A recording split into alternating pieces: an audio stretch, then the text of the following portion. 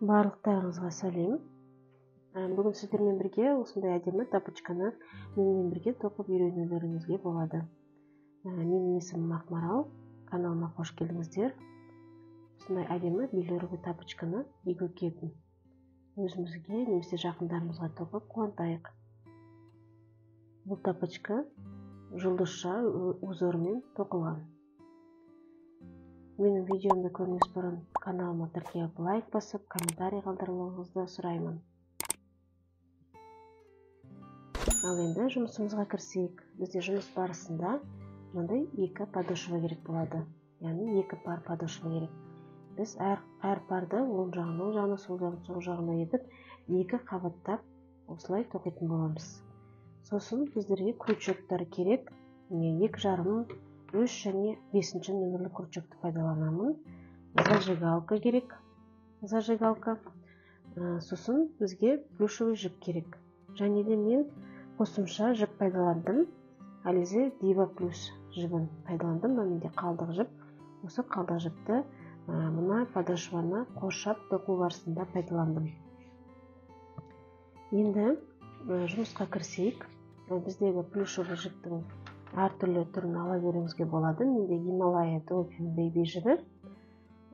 Табан менде 35 және 36 размерге арналған табанды қолданып отырмын. Енді табанды бір-біріне былай қосып, мына кожа жақ бетін осылай қалдырамыз да, біз енді мына фетр жағын өзімізге қаратып тоқитын боламыз осы жолы. Яғни мен бұл табанды 2,5 мм крючокпен тоқимын. Бұнда былай болады. 36-35 нөмірлі размерге былай тоқимыз. Чередовать етеміз. Біріншісіне 3 петля, 3 столбик қылып тоқысақ, екінші тесікке 2 столбик тоқимыз. Екеу.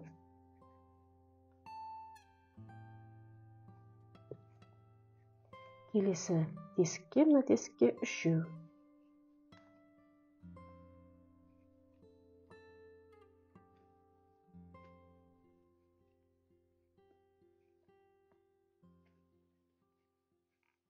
Одан кейінгіге 2. Осылай кезектестіріп, осы қатардың соңына дейін біз мына екі параны қосып тоқып шығамыз. Айналдыра тоқимыз.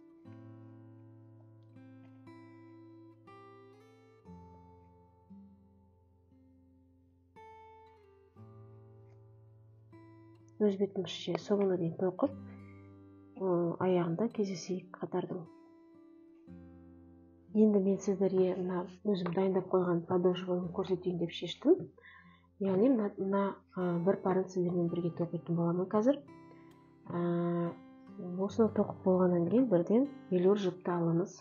Велюр жібімізді міндетті түрде мына бас жағын біз зажигалкамен күйдіріп аламыз.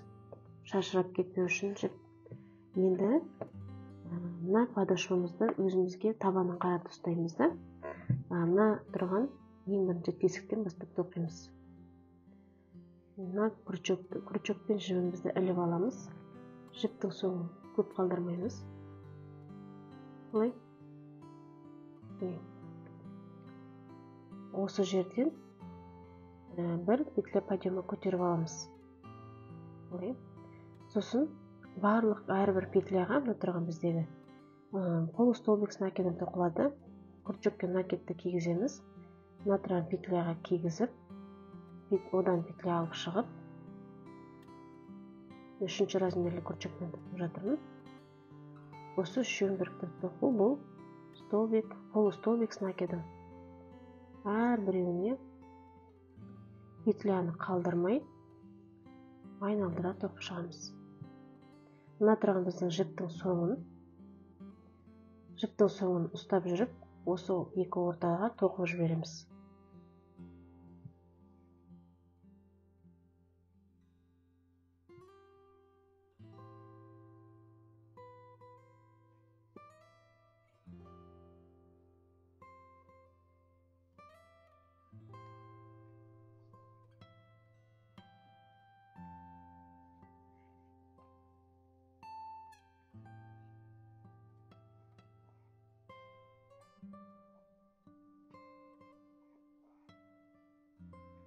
әрқайсысына осылай тоқып шығамыз.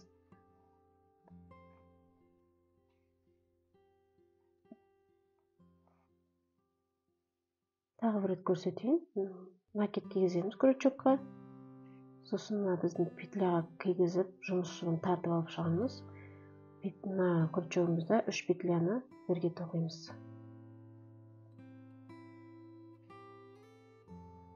Осылай аяғына дейін өз бетімізше тоқып шығайық та, осы қатардың соңында кездесейік.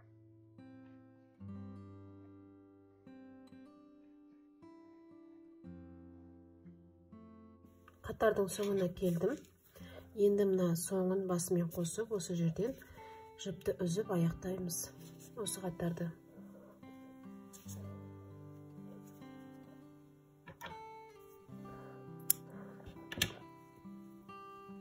Қалдығын жасырамыз да шетін күйдіріп қоямыз міндетті түрде.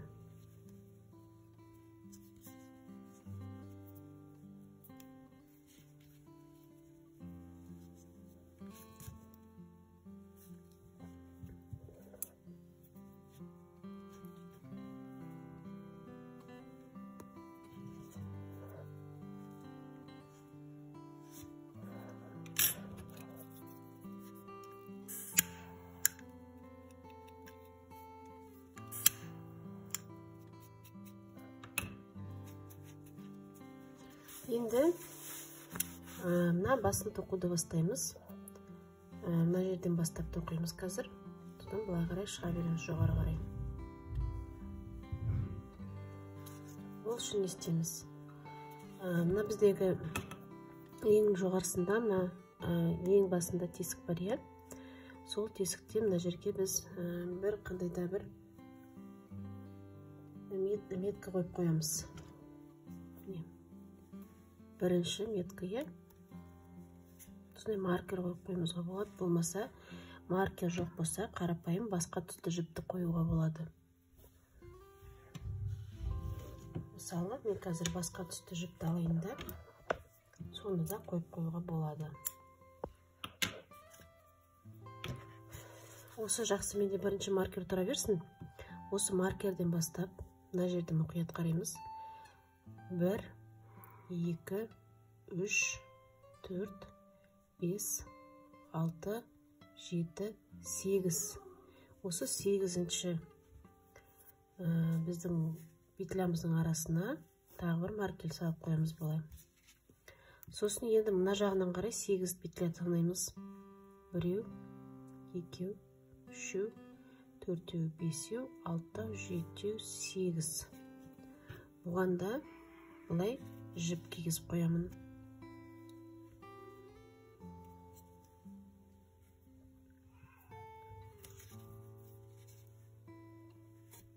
Мінекей. Енді тоқымамызды бастаймыз. Жібіміздің басын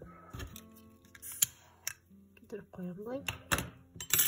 5-ші номерлі крючокпен ауыстырып тоқимын. Ең бірінші біздің петлямыз 8-ші петляда басталады, 8-ші рядтағы. Бұдан біз қазір бір петля алып аламыз, воздушный. Бұлай. Сосын мына меткамызды алып тастаймыз. Тағы да бір петля подъема көтеріп аламыз осы жерден. Бұлай етіп.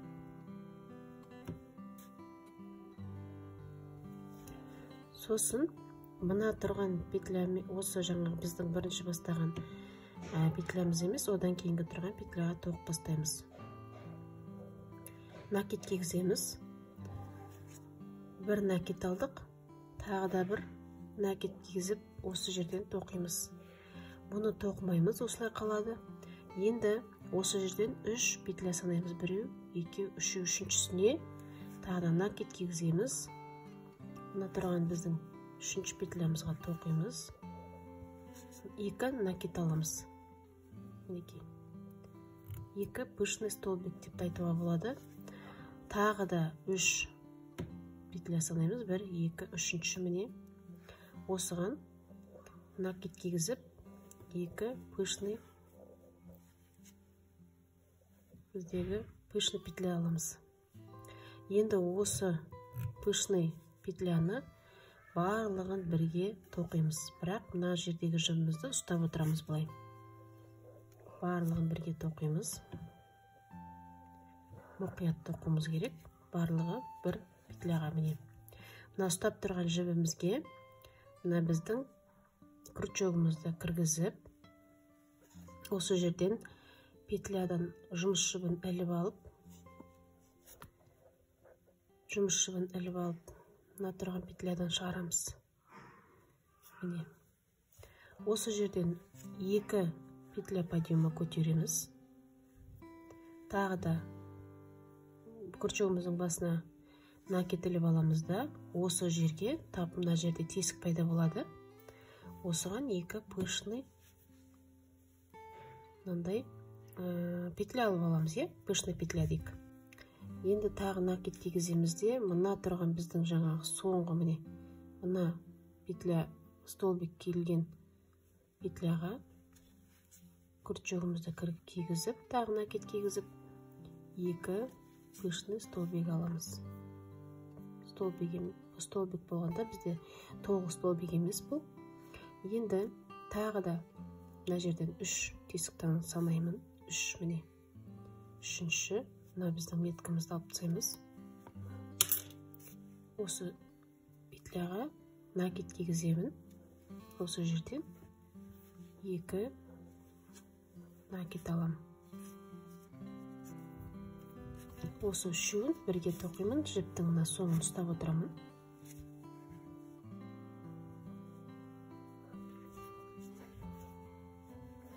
Міне, енді осы тесікке крючогымды кигізіп, жіпті іліп алып, мына тұрған петлядан шығарамын. Міне, ортасында мындай тесік қалады. Енді тағы да 2 петля подъема көтеріп аламыз. Осы тесікке 2 пышный столбик. Накид кигізілген петлялар аламыз. Ары қарай қайтадан накид кигіземізде, мына біздің жаңағы соңғы ілінген петлядан осы жерге тағы 2 пышный столбик. Осыдан кейін 3 тесік санаймыз. 1, 2, 3. Үшіншісіне тағы да бір пышный столбик жасаймыз да, осы үшеуін мына шетін ұстап отырамыз жіптің, бірге тоқимыз.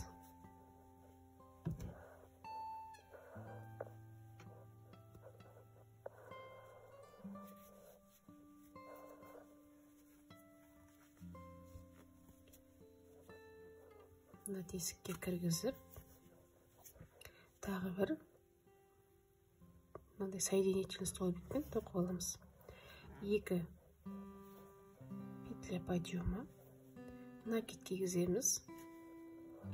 Тап осы жердегі тесікке 2 накидті петля жасаймыз. Накид кигіземіз. Мына соңғы тұрған петлядан, мына жердегі шыққан соның бойынан 2 накид кигізіп аламыз да. Енді соңғысы, не 3-ші тесік осы жерге сәйкес келіп тұр біздің меткіге. 1, 2, 3. Осыған 2 накид кигіземіз. Мына меткімді алып тастаймын.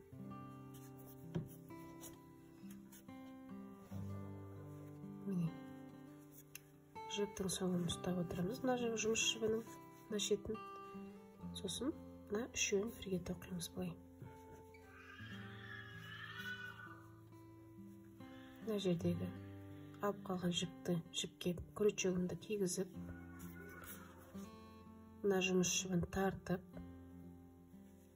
мына тұрған петлядан өткізіп, мына жерде тесік пайда болады бізде.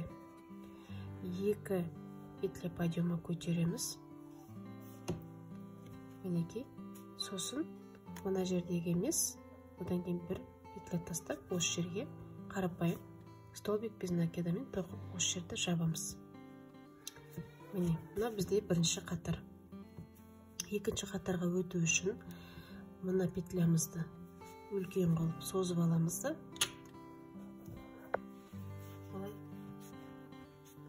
сосын мына табанымызды осы петляның ішіне өткіземіз. Осымен бірінші бөлімді аяқтаймын.